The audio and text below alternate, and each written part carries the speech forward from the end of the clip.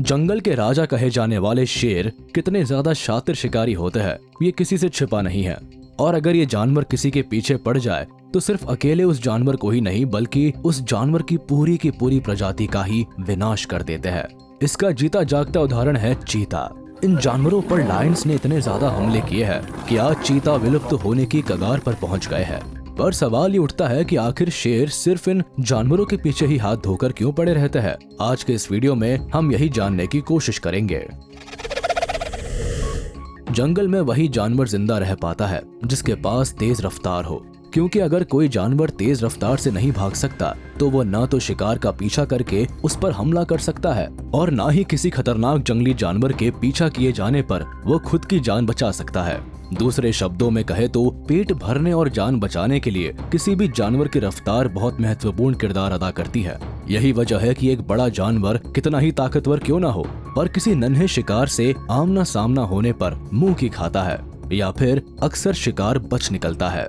जंगल के एक जानवर की रफ्तार कितनी ज्यादा मायने रखती है इस बात को अच्छी तरह से समझने के लिए चीता एकदम सही एग्जाम्पल है।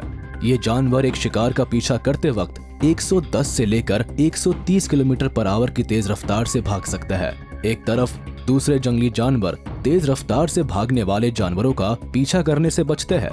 वही चीता का मनपसंद शिकार ही गजेल है जो खुद 90 किलोमीटर पर आवर से भी ज्यादा तेज रफ्तार से भागने के लिए जाने जाते हैं। इसके बाद भी चीता एक ही झटके में इन जानवरों को हजम कर जाते हैं। इस रफ्तार की वजह से ही चीता की गिनती खतरनाक शिकारियों में होती है।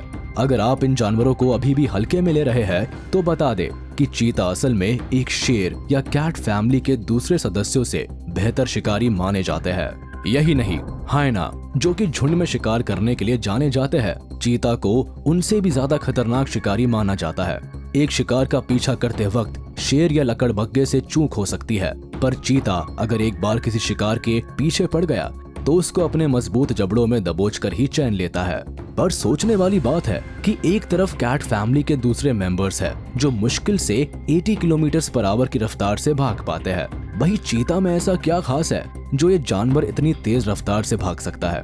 इसका जवाब इस जानवर के लचीले और हल्के शरीर में छिपा है जिसकी मदद से ये मनचाहे शिकार को दबोच लेते हैं। इनकी रीढ़ की हड्डी एकदम लचीली होती है और रबर की तरह काम करती है जिसकी मदद से भी ये बिजली की तेजी से भागता है।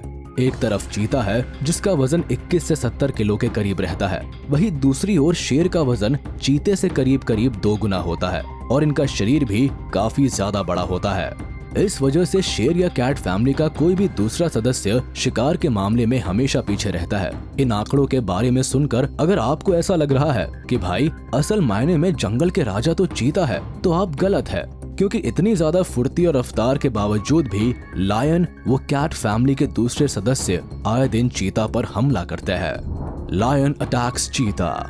इससे पहले कि आप अपने दिमाग पर जोर डालें, हम बता दें कि चीता अच्छे शिकारी तो है लेकिन शिकार को खाने से पहले ही अक्सर इन पर हमला बोलकर इनसे शिकार छीन लिया जाता है। इस कारण शिकार को हासिल करने के बाद भी चीता को खाली पेट ही रहना पड़ता है और ऐसे में भूख के कारण भी किसी कमजोर चीता को जान गंवानी पड़ जाए। सही मायने में कहा जाए तो कभी कभी एक चीता की ताकत का इस्तेमाल उसके ही खिलाफ किया जाता है, यानी जब जंगली जानवर खुद से किसी शिकार को नहीं हासिल कर पाते तो वो चीते के खाने पर हमला करते हैं। इसमें शेर से लेकर लकड़बग्घे जैसे खतरनाक जानवर शामिल है। लेपर्ड अटैक्स चीता। जी हाँ, लकड़बग्घे से लेकर शेर और तेंदुए आए दिन चीता पर शिकार को पाने के लिए हमला करते हुए देखे गए हैं। दरअसल जैसा कि हम आपको पहले ही बता चुके हैं कि चीता का शरीर बहुत ही हल्का होता है। इस हल्के शरीर के कारण ये जानवर तेज रफ्तार से भाग तो सकते हैं लेकिन इनमें शेर और लकड़बग्घों से भी कम ताकत होती है।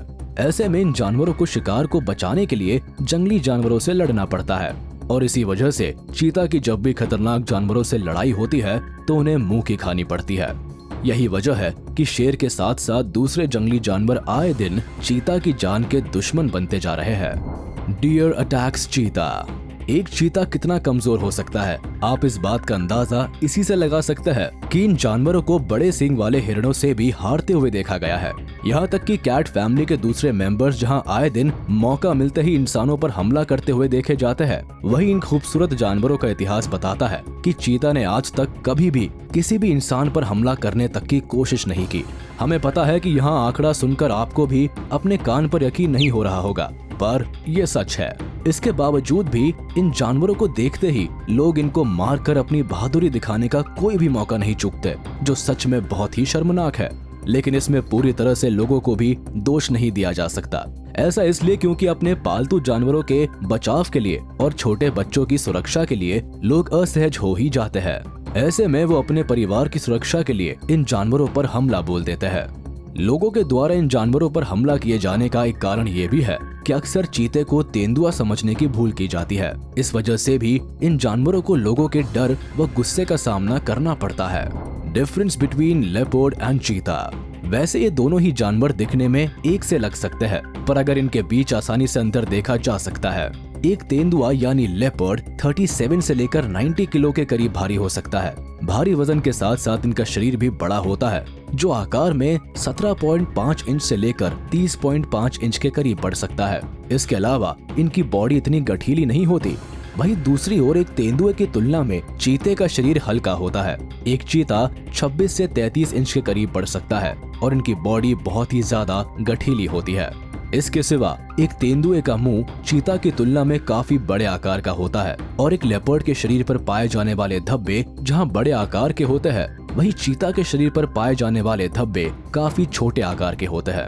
इन जानवरों के शरीर पर पाए जाने वाले इन धब्बों में एक छोटा सा फर्क ये भी है कि एक लेपर्ड के शरीर पर पाए जाने वालों धब्बों के बीच काफी कम जगह होती है, वहीं चीता के शरीर पर पाए जाने वाले धब्बों के बीच काफी ज्यादा गैप होता है। हमें उम्मीद है कि आने वाले समय में इन जानवरों से आपका गलती से भी आमना सामना ना हो, और अगर आमना सामना हो भी जाए तो अब आप आसानी से इन जानवरों के बीच अंतर कर पाएंगे। लायन अटैक्स ऑन चीता।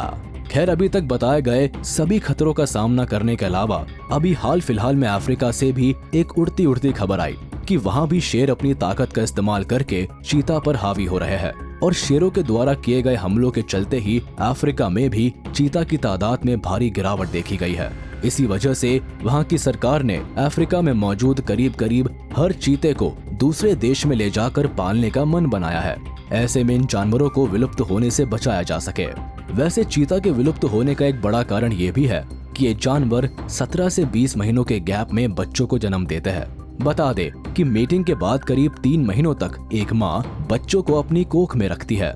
इसके बाद एक मादा चीता 2 से लेकर 4 से 5 बच्चों को जन्म देती है, पर ऐसा नहीं है कि पैदा हुए सारे ही बच्चे बच जाते हैं। इनमें से ज्यादातर बच्चों को शेर या दूसरे जंगली जानवर हजम कर जाते हैं, और अगर शेर या दूसरे जंगली जानवरों के हमले से मरने वाले बच्चों की तादाद ज्यादा होती है तो नर और मादा एक बार फिर से मेटिंग करते हैं। चीता कब्स। वैसे पैदा होने के करीब 1 से 2 हफ्तों के बीच में ये बच्चे पहली बार अपनी आंखों से इस दुनिया को देखते हैं। इसके बाद 6 से 7 महीनों के अंतराल में एक माँ इन बच्चों को आम दिनचर्या से जुड़ी हर छोटी बड़ी चीज सिखाती है, और दिन बीतने के साथ साथ जैसे जैसे ये बच्चे बड़े होते हैं उनको शिकार करने की कला से भी परिचित कराया जाता है। उम्र बढ़ने के साथ साथ जब ये बच्चे 1 से 1.5 साल के करीब हो जाते हैं तो आखिर में इन बच्चों को माँ का साथ छोड़ना पड़ता है। माँ से जुदा होने के बाद ये बच्चे अपनी नई जिंदगी जीने के लिए आगे बढ़ जाते हैं। तो चलिए दोस्तों, ये वीडियो यही खत्म होता है। उम्मीद है आपको ये पसंद आया होगा। आपको ये कैसा लगा आप हमें कमेंट करके जरूर बताएं, और हाँ, आप इस वीडियो को अपने दोस्तों के साथ शेयर करना ना भूलें। साथ ही इस वीडियो को लाइक कर दे, और अगर आपने अभी तक हमारे चैनल को सब्सक्राइब नहीं किया तो तुरंत कर दे, और बेल आइकन को भी प्रेस कर दे ताकि हमारी नोटिफिकेशंस आप तक जल्द से जल्द पहुँच जाए।